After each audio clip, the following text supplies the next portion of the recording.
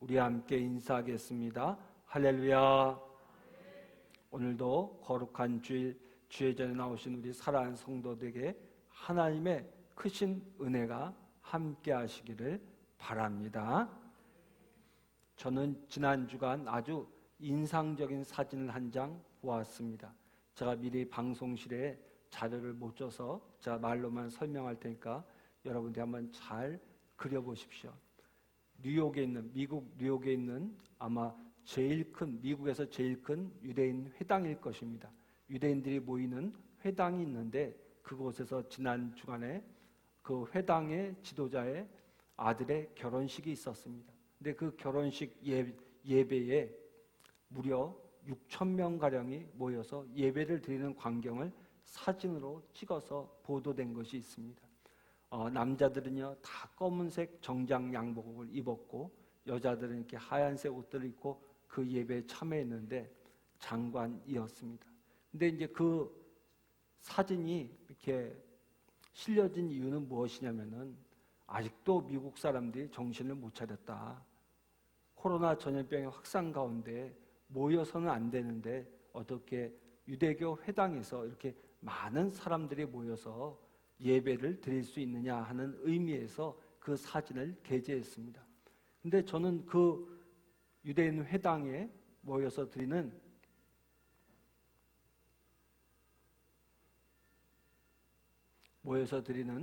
그 예배의 모습 광경 사진을 보면서 역시 유대인이구나라는 생각을 갖게 됐어요.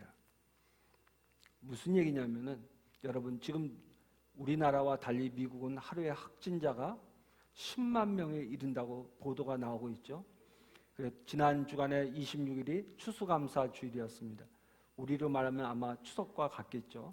미국에서 제일 큰 명절입니다. 이 명절을 맞이해서 600만 명이 넘는 사람들이 비행기를 타고 자기 고향을 찾았다고 합니다.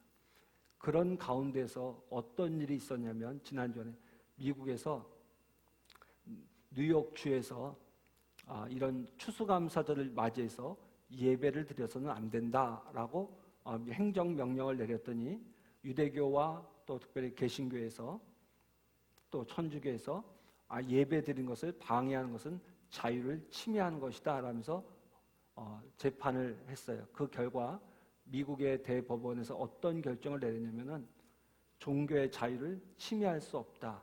예배 드리는 것을 막을 수가 없다는 최종 판결을 내렸습니다. 그래서 지난 추수감사 주일 때 미국은 정상적인 예배를 다 드렸습니다.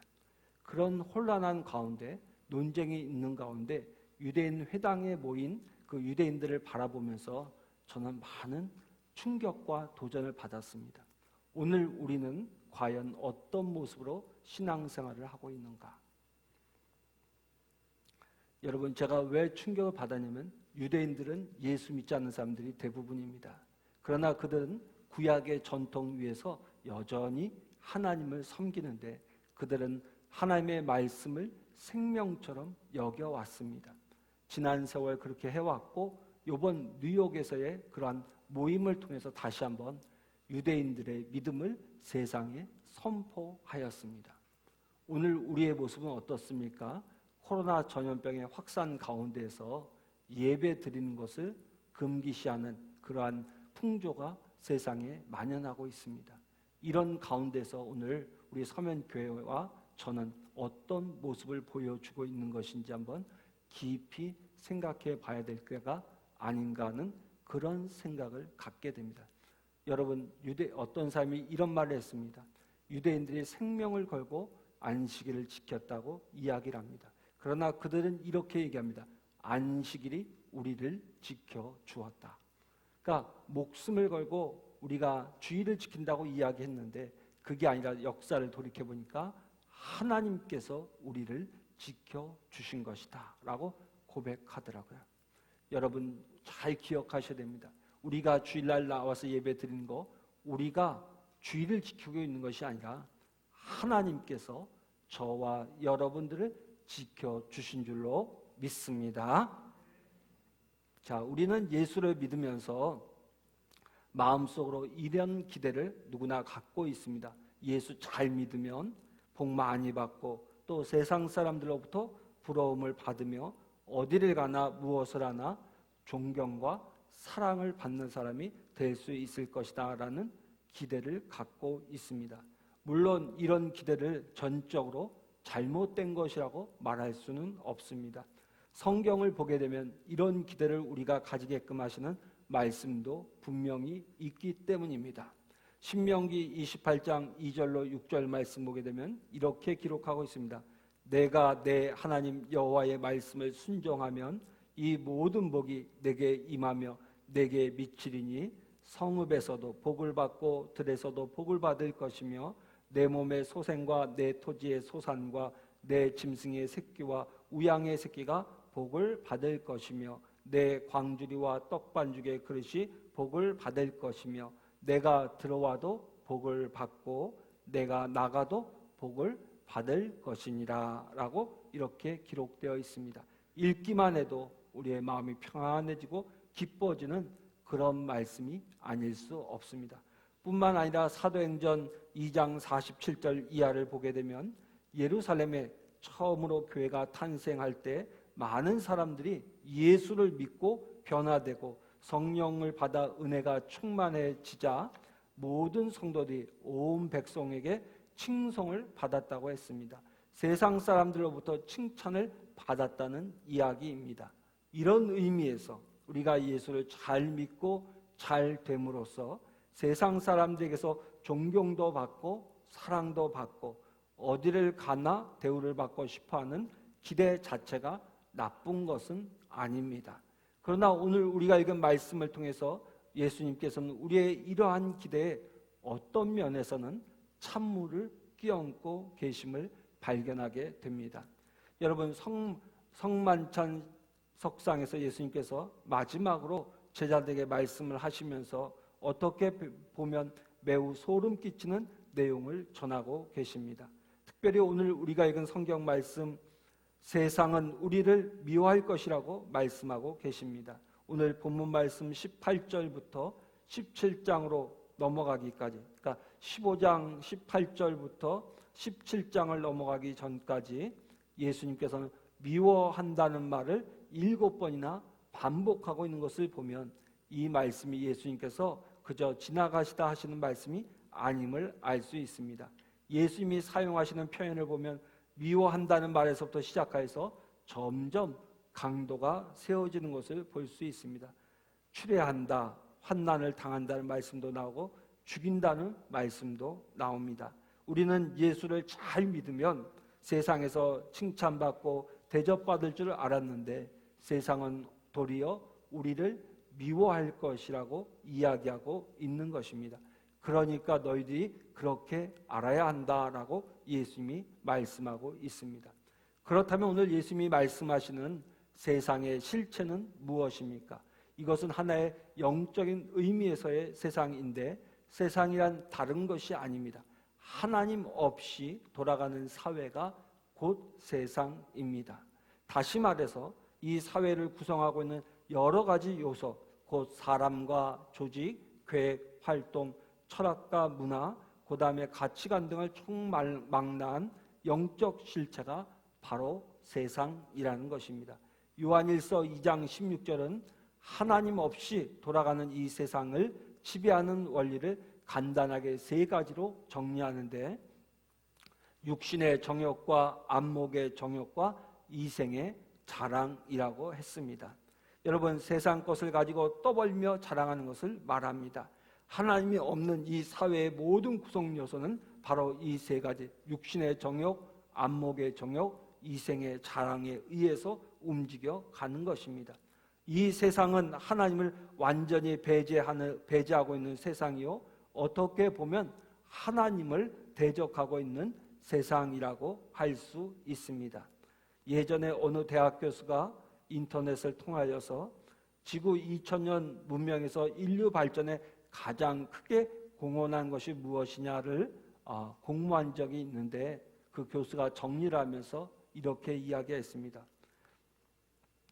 인류가 발전하는 데 있어서 가장 큰 공헌을 한 것 중에 하나는 바로 세속주의라고 이야기하였습니다. 여러분 지난 2000년의 역사 속에 사람들이 가장 큰 발명품, 가장 귀한 발견을 세속주의로 들었다는 것입니다. 그 교수에 의하면 세속주의야말로 인간을 신으로부터 자유하게 한 사상이니 이것만큼 큰 공헌을 한 것이 없다고 합니다. 이와 같이 세상은 어떻게 해서든지 하나님을 밀어내고 하나님 없는 세상을 추구합니다. 이것이 바로 주님께서 말씀하시는 오늘 세상인 것입니다. 여러분, 이 세상의 배후에는 사탄이 도사리고 있습니다. 그래서 이 세상은 사탄의 지배를 받으며 사탄의 계획대로 움직여지고 있는 것입니다. 더 나아가 세상은 예수 믿는 우리를 미워합니다. 그렇다면 왜 세상이 우리를 미워할까요? 오늘 그 이유를 예수님께서는 세 가지로 가르쳐주고 있습니다. 첫째는 예수님을 미워하기 때문에 세상은 결국 우리도 미워할 것이라고 말씀하고 있습니다. 한번 따라합니다. 예수님을 미워하기 때문에. 그러니까 세상이 우리를 미워하는 이유는 무엇이냐? 세상이 예수님을 미워하기 때문에 예수 믿는 저와 여러분과 주님의 몸된 교회를 미워한다는 것입니다. 오늘 18절 말씀을 다 함께 천천히 보겠습니다. 오늘 18절 말씀, 15장 18절 말씀을 다 함께 천천히 큰 목소리로 봉독합니다. 세상이 너희를 미워하면 너희보다 먼저 나를 미워한 줄을 알라. 세상이 너희를 미워하면 누구요? 먼저 나를 미워한 줄 알라. 나가 누굽니까? 예수님을 미워한 줄을 알라. 이렇게 말씀하셨습니다. 여러분, 예수님께서 세상을 구원하시고자 이 땅에 오셨을 때 세상은 지독하게 예수님을 미워했습니다. 여러분, 요한복음 1장부터 우리가 지금 읽은 17장까지의 말씀을 가만히 살펴보면 그 분위기가 대단히 살벌했음을 생각할 수 있습니다. 요한복음 2장 3장을 넘어갈 때부터 벌써 사람들은 예수님을 놓고 죽인다는 말이 등장하고 있습니다. 그리고 모이는 사람들이 자주 예수님을 죽일 궁리를 하고 있는 것을 성경은 기록하고 있습니다. 10번 이상의 그런 내용들이 나옵니다. 세상은 예수님이 공생의 사역을 시작하신 이래 아주 초기부터 계속해서 예수님을 미워했습니다. 그러면 왜 세상은 예수님을 그토록 미워한 것일까요? 우리 성경을 한 점 찾아보겠습니다. 요한복음 7장 7절 말씀입니다. 요한복음 7장 7절 말씀, 한번 중요한 말씀이니까 한번 다 같이 찾아보셔요. 7장 7절 말씀.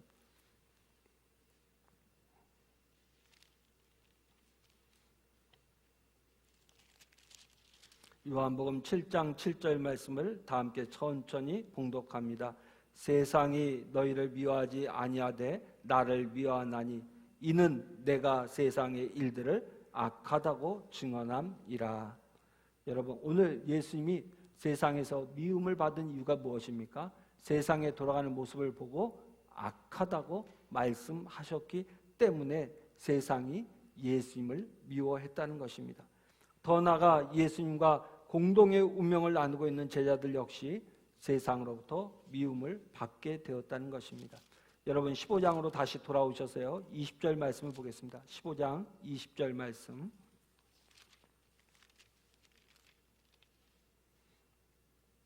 우리 다 같이 천천히 15장 20절 말씀을 봉독합니다. 내가 너희에게 종이 주인보다 더 크지 못하다는 말을 기억하라. 사람들이 나를 박해하였은즉 너희도 박해할 것이요 내 말을 지켰은즉 너희 말도 지킬 것이라. 여러분, 오늘 예수님이 말씀하시잖아요. 종이 주인보다 더 크지 못하다. 주인이 시련을 당하면 마땅히 종도 시련을 당하는 것이 맞다라고 이야기하고 있는 것입니다. 세상이 예수님을 미워하니까 당연히 예수님의 백성인 저와 여러분들이 세상에서 미움을 받게 될 것이다 라고 이야기하고 있습니다. 여러분, 예수님은 우리의 스승이십니다. 스승이 핍박을 당하는데 제자들이 무사할 리가 없습니다. 예수를 세상이 미워하는데 어떻게 그의 제자된 그의 백성이 된 우리를 세상이 미워하지 않겠습니까? 이것은 예수님이나 제자들이나 지난 2000년 기독교 역사를 통해서 수없이 발견할 수 있었던 사실입니다. 수많은 사람들이 끌려갔을 때 그들의 이름이 무엇이며 신분이 어떠하고 무슨 일을 하였는지는 아무런 의미가 없었습니다. 그들이 순교를 당하게 된 제목은 단 하나밖에 없었습니다. 예수를 믿는다는 단 한 가지 이유만으로 그들은 죽음을 당하고 말았던 것입니다. 여러분, 오래전 이야기가 되었지만 예전에 샘물 선교의 사건을 기억하십니까? 아프가니스탄에 의료 선교 활동을 갔다가 극렬한 이슬람 세력에 붙잡혀서 순교하는 사건이 있었지 않습니까? 여러분, 그들이 아프가니스탄에 가서 무엇을 했는지는 중요하지 않습니다. 그들이 누구였다? 예수 믿는 사람이었다는 이유로 죽임을 당한 것입니다. 여러분, 2000년 기독교 역사에 수많은 순교의 사건이 있었는데 그 순교를 당한 사람들의 이유는 오직 하나, 예수님 때문에 순교를 당했던 것입니다. 여러분, 우리나라에서도 6.25 전쟁 때 많은 예수 믿는 사람들이 공산당에 의해서 순교를 당했습니다.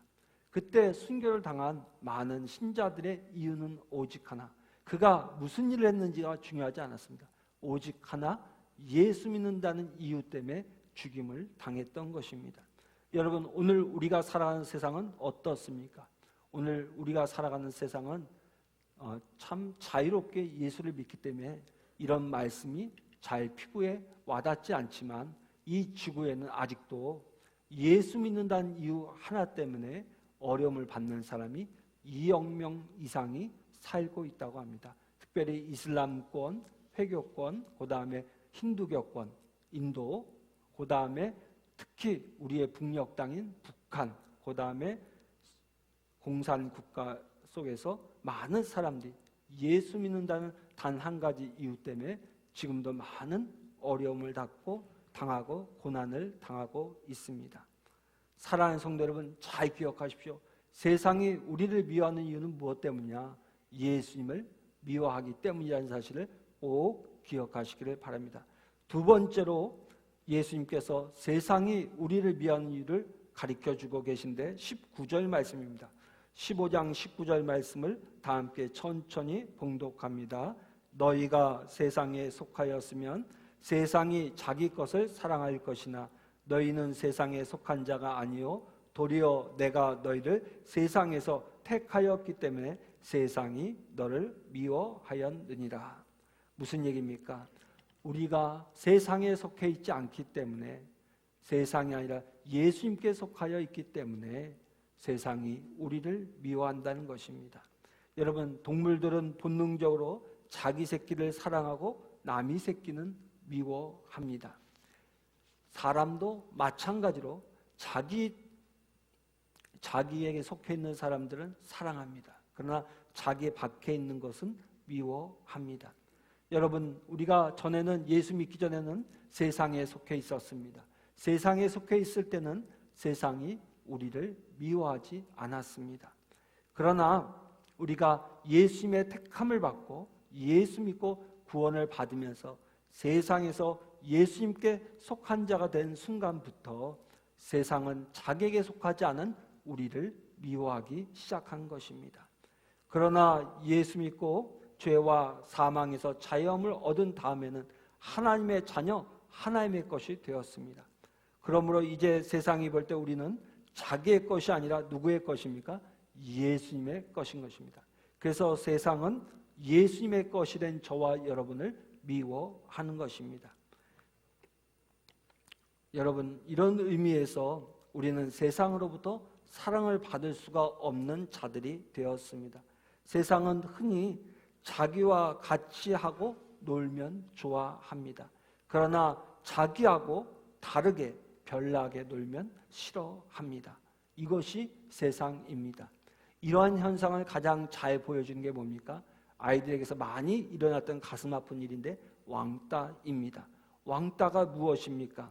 자기 편에 들지 아니하면 미워하고 외톨이로 만드는 것이 왕따입니다. 여러분, 이것은 일본의 이지메로부터 비롯된 것으로 보여지는데 세상은 원래 그런 기질이 있습니다. 여러분, 제가 군목 들어갔을 때에 신신당부를 받은 게 하나 있습니다. 군목 들어가서 절대로 장교들과 어울려서 술과 도박을 하면 안 됩니다 라는 이야기를 귀에 못이 박히도록 들었습니다. 과연 그런 일이 있을 수 있을까? 부대 안에서 누가 목사에게 술을 먹자고 하고 누가 같이 고스톱을 치자는 사람이 있을까 의문을 가졌습니다. 그런데 여러분, 제게도 그런 위기가 몰려왔습니다. 하루는 제게 술을 먹자는 그런 제안이 왔었고, 어떤 모임의 자리에서 술을 강권하는 많은 그런 권유를 받았었습니다. 그때마다 선배님이 들려주었던 이야기를 기억해서 절대로 어려운 자리라 할지라도 술을 받아서는 안 된다. 술을 받는 순간에는 다들 화통한 목사님 오셨다고, 좀 깨인 목사님 오셨다고 좋아할지 모르지만 그 시간이 지나고 난 다음부터는 절대로 목사로서 존중받을 수가 없다라는 이야기를 들었습니다. 저에게도 그런 권유가 왔지만 그 선배님들의 이야기를 기억하고 거절하였습니다. 그 거절이 제게 목회하는 데 큰 도움이 되었습니다. 그러는 가운데 제가 가슴 아픈 이야기를 들었습니다. 어느 목사님 한 분이 장교들과 어울려 고스톱을 쳤습니다. 근데 이 목사님이 굉장히 잘하셨던 것 같아요. 그래서 오히려 장교들의 돈을 다 땄습니다. 그러니까 그 교회가 엉망이 되었고, 목사님도 장교들과 친교로 한다는 것이 문제가 되어서 결국은 군에서 제대하고 말았다는 이야기를 들은 적이 있었습니다. 너무나도 가슴 아픈 일입니다. 여러분, 이 사건을 잘 기억하셔야 해요. 세상 사람들은요, 우리 예수 믿는 사람들이 자기들처럼 살기를 원합니다. 그러면 그 순간은 우리에게 잘해줍니다. 그런데 여러분, 우리가 세상 사람들과 같이 세상에서 어울리는 순간 그들은 속으로 이런 생각을 합니다. 너나 나나 다를 것이 없다. 너가 예수 믿는다고 하는데 예수 믿는 너나 나는 다를 바가 없다고 하면서 예수 믿는 사람들 더 우습게 여기고 마치 맛을 잃어버린 소금처럼 짓밟아 버립니다. 그러므로 우리 예수 믿는 사람들은 비록 세상 가운데서 어떤 때는 왕따를 당하는 것 같은 어려움을 당한다 할지라도 우리의 믿음을 굳게 지켜나가야 될 줄로 믿습니다. 아멘. 여러분, 그래서 요한일서 2장 15절을 보면 이렇게 권면합니다. 이 세상이나 세상에 있는 것들을 사랑하지 말라.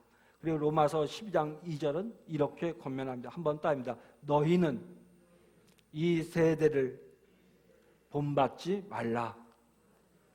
아멘. 여러분, 우리는 세상에서 살지만 세상에 속한 자가 아니라 하나님께 속한 자라는 사실을 꼭 기억하시기를 바랍니다. 세 번째로 예수님께서 우리가 세상에서 미움을 받는 이유를 이렇게 설명해 주고 있는데 21절 말씀입니다. 요한복음 15장 21절 말씀 큰 목소리로 다 함께 천천히 봉독합니다. 그러나 내 이름으로 말미암아 이 모든 일을 너에게 하리니 이는 나를 보내신 이를 알지 못함이라. 한마디로 이야기한다면 세상 사람들이 우리 예수 믿는 사람들을 미워하는 이유는 예수님과 하나님이 어떤 분인지를 알지 못하기 때문에, 무지하기 때문에 우리를 미워한다는 것입니다. 이 세 가지 이유 때문에 예수 믿는 사람들이 예수님께서 세상에 십자가에서 못 박히셔서 돌아가신 이후에 이 세상에 남은 제자들이 세상에서 미움을 받고 어려움을 당할 것이라고 예수님께서 말씀해 주고 있는 것입니다. 여러분, 우리는 지난 세월 평안하게 예수를 믿었습니다. 그래서 이런 어떤 고난, 미움, 박해라는 것이 무엇인지를 피부로 느끼지 못하고 살아왔습니다. 그런데 코로나 전국이 되면서 이번에 2020년도에 코로나 전염병으로 인해서 교회가 많은 어려움을 겪고 있다는 것은 우리 예수 믿는 사람이라면 보이지 않게 느낄 수가 있습니다. 여러분, 어떻게 보면 이런 어려움을 당하는 것이 예수 믿는 사람들에게 당연한 것입니다. 그동안 우리 한국 교회와 한국의 예수 믿는 사람들이 이러한 당연함을 전혀 느끼지 못하고 세상 가운데서 세상 사람들과 더불어서 함께 살아왔기 때문에 아무런 어려움을 겪지 않고 신앙생활을 해왔던 것입니다. 그런데 이 코로나 전염병이라는 사태 속에서 예상하지 못한 그러한 교회의 어려움과 성도들의 어려움이 찾아온 것입니다. 이 어려움 속에서 저와 여러분들은 당황하거나 불안해해서는 안 됩니다. 이것이 본래 세상의 모습인 것입니다. 우리는 각성하고 예수 믿는 사람으로서 더욱 믿음을 견고하게 믿음으로 살아갈 수 있는 저와 여러분들이 되어야 될 줄로 믿습니다. 제가 설교 초반에 유대인 회당에서의 결혼 예배에 대한 말씀을 드렸어요. 여러분, 유대인들은 어느 사회를 가도 인정받지 못하는 미움받는 존재였습니다.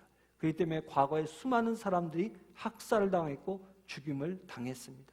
그럼에도 유대인들은 그들의 믿음을 저버리지 않고 가능한 그 믿음을 지키려고 애를 쓰는 것입니다.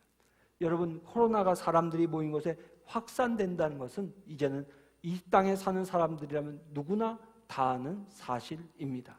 그러나 그들은 결혼 예배에 참여하였고 그 새로운 가정을 축복해 주었습니다. 근데 여러분들 잘 아셔야 될 것, 뉴욕에 살고 있는 미국의 유대인들은 대부분 경제적으로 부유한 사람들입니다.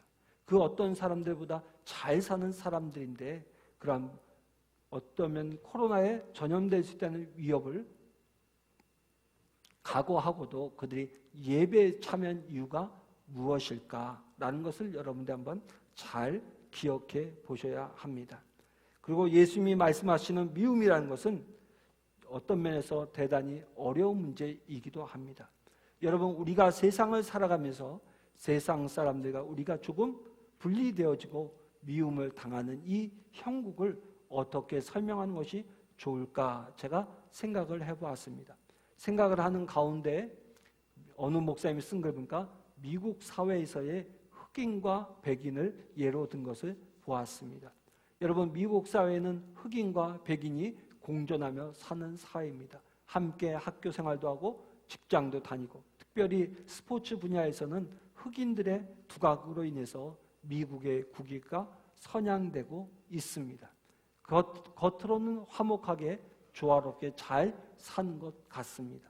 그러나 그들의 실상으로 돌아가게 되면 여전히 백인과 흑인 사이에는 갈등과 긴장감이 존재합니다. 여러분, 얼마 전에도 미국에서 큰 일이 여러 번 일어났잖아요. 어떤 일입니까? 한 남자를 백인 경찰관들이 목을 눌러서 체포하면서 계속 목을 누를 때 흑인이 나 살려달라고 그랬을 때 그 목 누르는 것을 멈추지 않으면서 그 사람을 죽이는 일이 있어서 큰 폭동이 일어난 적이 있습니다. 뿐만 아니라 한 흑인 청년이 돌아다니는데 그를 범죄자로 착각한 백인 경찰관들이 수십 발의 총을 쏴서 살해하는 장면들도 있었습니다. 그것이 미국 사회의 현실이기도 합니다. 여러분, 한 나라에서 같이 더불어 먹고 삽니다.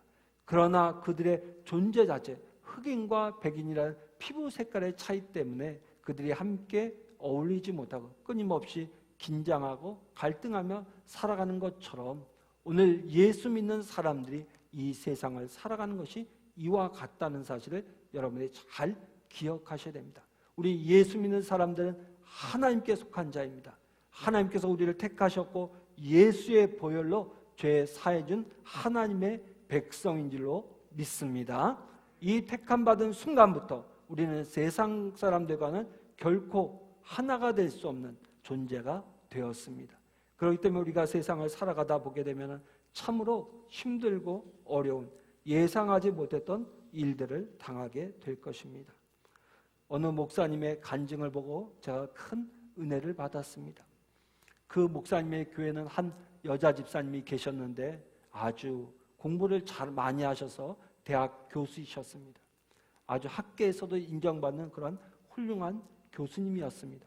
근데 그 여자 집사님의 남편도 물리학계에서 유명한 교수였습니다. 여러분, 교수의 가정을 이루고 사니 얼마나 행복했겠습니까? 근데 이 여자 집사님이 10년 전에 예수님을 만났습니다.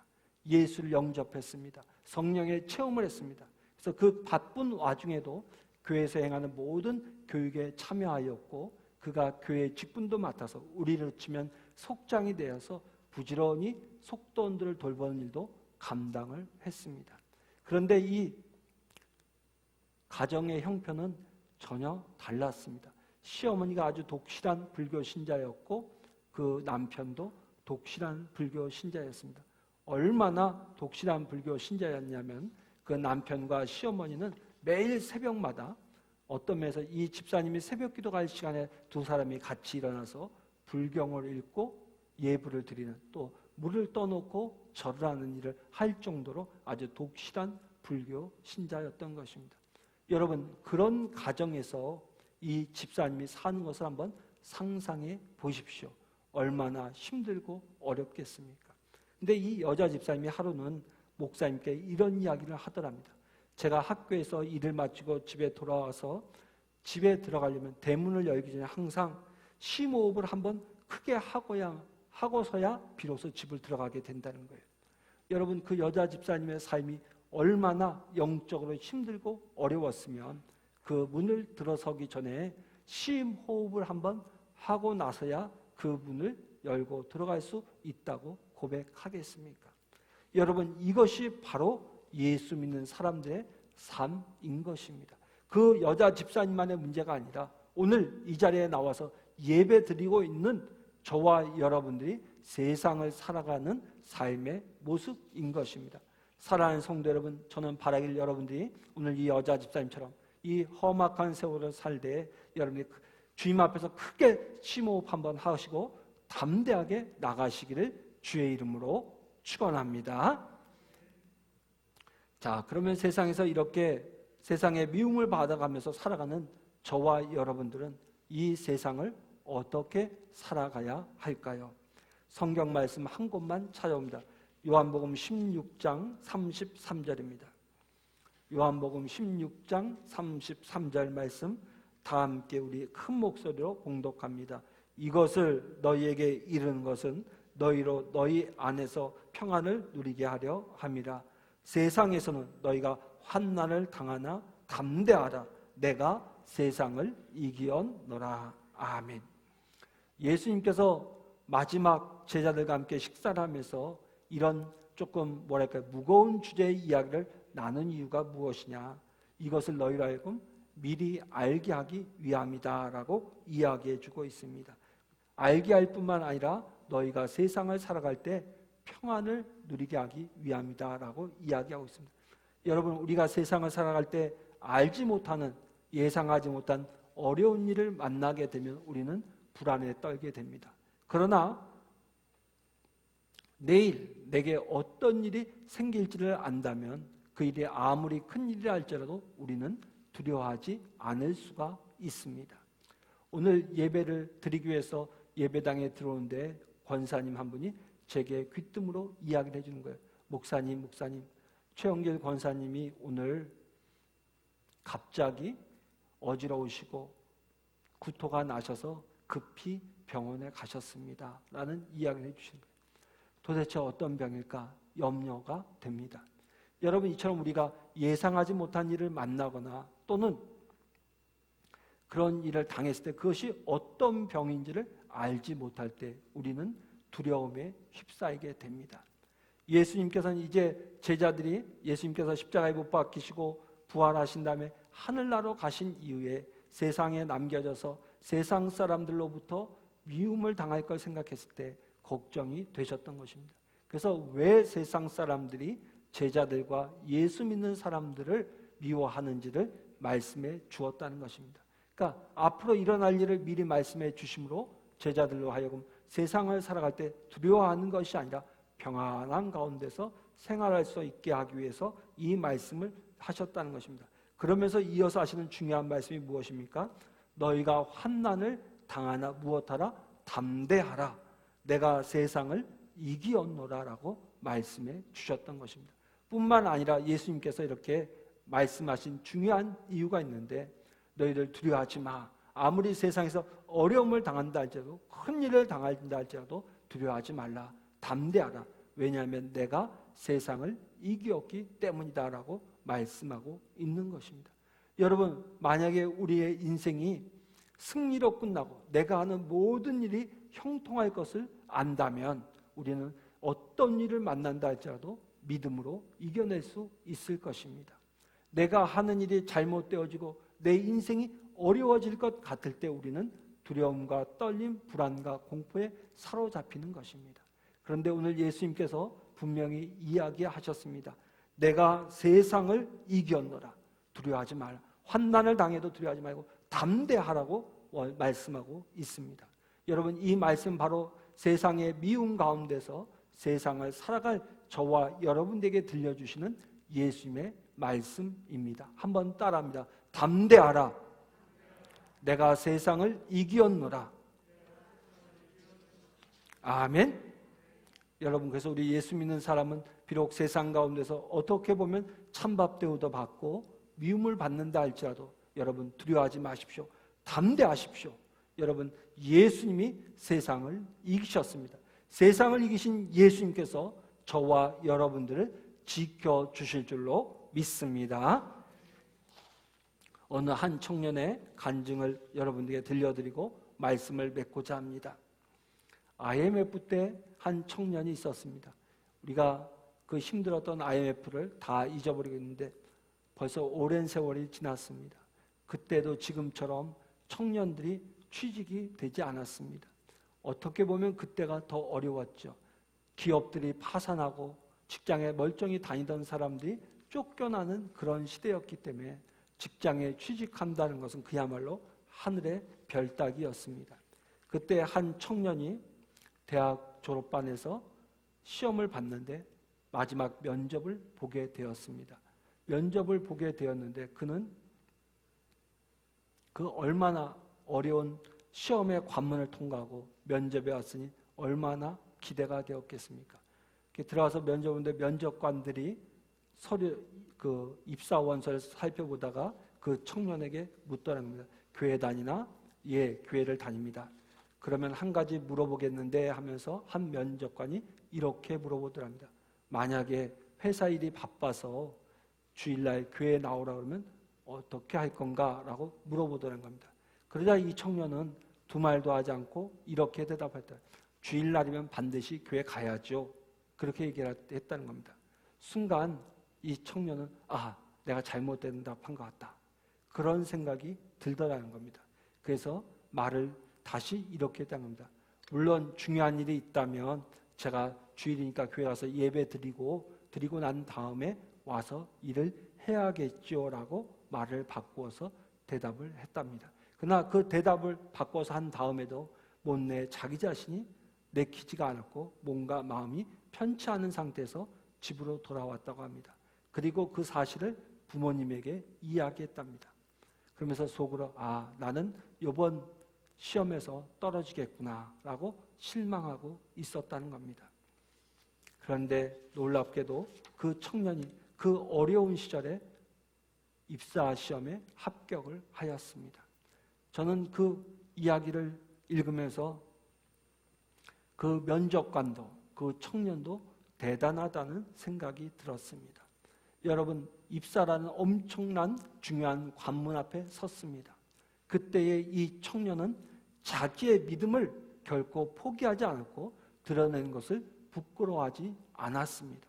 그 모습을 보신 하나님께서 그를 귀하게 여기셨고 그 어려운 때에 취직시험을 통과할 수 있도록 도와주었던 것입니다.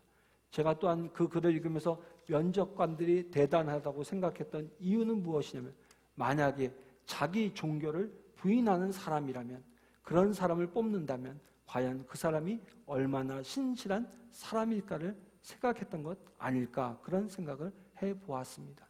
자기의 믿음을 저버리는 사람이 과연 회사에서는 어떤 모습으로 일을 할까를 아마 생각했던 것 같습니다. 그래서 저는 그 글을 읽으면서 그 청년과 면접관 두 사람이 모두 다 대단한 사람들이다라는 생각을 가졌어요.